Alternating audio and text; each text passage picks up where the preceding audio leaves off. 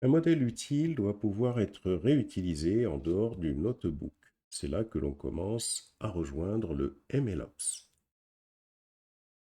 On sauvegarde les poids du modèle avec torch.save, modèle.stateDict, virgule, modèle spam pytorch.pth. StatDict, ici, contient les paramètres appris par le modèle, c'est-à-dire les poids et les biais. Ensuite, on va sauvegarder le vectoriseur avec job_lib. C'est indispensable parce que le modèle ne sait pas transformer le texte en nombre. C'est le rôle du vectoriseur. Donc, si on sauvegarde le vectoriseur et la forme vectoriseur underscore spam.pk. Pour le rechargement, pour recharger le modèle, on doit d'abord recharger le vectoriseur avec joblib.load et on lui donne le vectoriseur qu'on a sauvegardé. Il faut recréer la même architecture, modèle underscore charge égale spam classifieur et on donne le input dim, la dimension qui était le nombre de mots.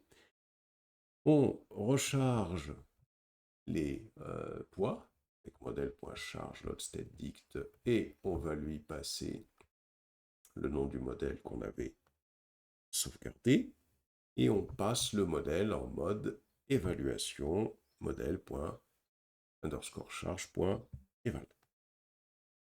Nous, notre formation va s'arrêter à ce niveau-là. On va faire une conclusion après. Mais il faut savoir que ce modèle, une fois qu'il est sauvegardé, stocké sur un registre, eh bien, ça c'est la partie MLOps, eh bien, on peut utiliser FastAPI pour pouvoir créer une API web en Python pour pouvoir interroger ce modèle. L'application, par exemple, donc ici, dans notre API Python, on définit le chemin, pouvoir accéder à notre modèle. On enverra une requête, on convertira l'email en un vecteur, on le convertit en tensor et on passe en mode non-calcul de gradient. On calculera une probabilité avec notre modèle et on calculera une classe en fonction du seuil et on retournera la probabilité. Ce qu'il faut retenir, c'est que dans notre cas, il faut sauvegarder le modèle et le vectoriseur. Sans le vectoriseur, on ne sait plus transformer correctement les emails. On passe sur le notebook. Voici le code qui permet de sauvegarder notre modèle et le vectoriseur. Je l'exécute. Donc ici, il nous affiche que le modèle a été sauvegardé.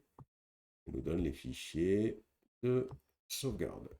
Même chose ici, je vais recharger le vectoriseur et le